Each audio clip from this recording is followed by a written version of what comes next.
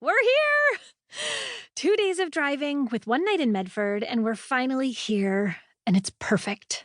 The houses really are arranged in a circle. Okay, duh, but you told me not to stop, not edit, not erase, and go back, which is why you encouraged paper and pen. No backspace key. Just keep writing. Okay, whatever. We're here. I wish Frank could have been here. I can't wait to call him tonight. I'm sure he'll apologize again for being stuck at that conference in Guangzhou, and I'll tell him again that it doesn't matter. He's done so much for us already. Getting the house ready, all the FaceTime video tours. He's right about them not doing this place justice, especially the hiking trail. I wish he could have been there for that first walk I took today. It was magical. Dan wouldn't go. No surprise. He said he'd stay behind to help with the unpacking. He always says he'll help. I told him I needed to stretch my legs. 2 days in the car. Worst drive ever. I shouldn't have listened to the news the whole time. I know. Ration my current events. Learn the facts, but don't obsess. You're right. I shouldn't have. Venezuela again. The troop surge. Refugees. Another boat overturned in the Caribbean. So many boats. Hurricane season. At least it was the radio. If I hadn't been driving, I'd have probably tried to watch on my phone. I know. We should have at least taken the coastal road, like when Dan and I first got married. I should have pushed for that. But Dan thought the 5 was faster. Ugh. All that horrible industrial farming, all those poor cows crammed up against each other in the hot sun, the smell. You know I'm sensitive to odors.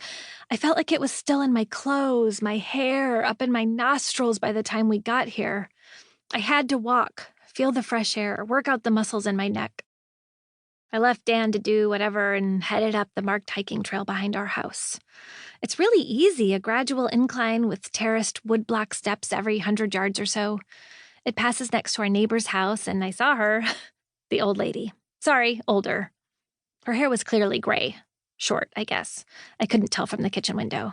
She was doing something in front of the sink. She looked up and saw me. She smiled and waved. I smiled and waved back, but didn't stop. Is that rude? I just figured, like unpacking, there'd be time to meet people. Okay, so maybe I didn't actually think that. I didn't really think. I just wanted to keep going. I felt a little guilty, but not for too long. What I saw. Okay. So remember how you thought sketching the layout of this place might help channel my need to organize my surroundings? I think that's a good idea, and if it's halfway decent, I might text you the scanned picture. But there's no way any drawing or even photograph can capture what I saw on that first hike. The colors. Everything in LA is gray and brown. That gray, hazy bright sky that always hurt my eyes. The brown hills of dead grass that made me sneeze and made my head ache. It's really green here, like back east. No, better. So many shades.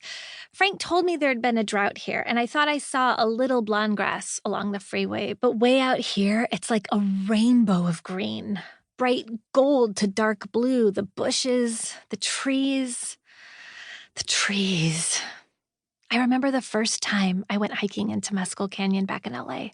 Those short, gray, twisted oaks with their small, spiky leaves and thin, bullet-shaped acorns. They looked so hostile. It sounds super dramatic, but that's how I felt, like they were angry at having to live in that hot, hard, dusty, dead clay. These trees are happy. Yes, I said it. Why wouldn't they be in this rich, soft, rain-washed soil? A few with light speckled bark and golden falling leaves. They mix in among the tall, powerful pines, some with their silver-bottom needles or the flatter, softer kind that brushed gently against me as I walked by. Comforting columns that hold up the sky taller than anything in LA, including those skinny, wavy palms that hurt my neck to look up at. How many times have we talked about the knot just under my right ear that runs down under my arm?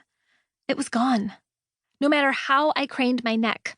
No pain. And I hadn't even taken anything. I'd planned to. I even left to leave waiting on the kitchen counter for when I got back. No need. Everything worked. My neck, my arm, relaxed. I stood there for maybe 10 minutes or so, watching the sun shine through the leaves, noticing the bright, misty rays sparkling. I put my hand out to catch one, a little quarter-sized disc of warmth pulling away my tension, grounding me. What did you say about OCD personalities? That we have such a hard time living in the present? Not here. Not now. I could feel every second. Eyes closed, deep cleansing breaths, the scented, moist, cool air, alive, natural.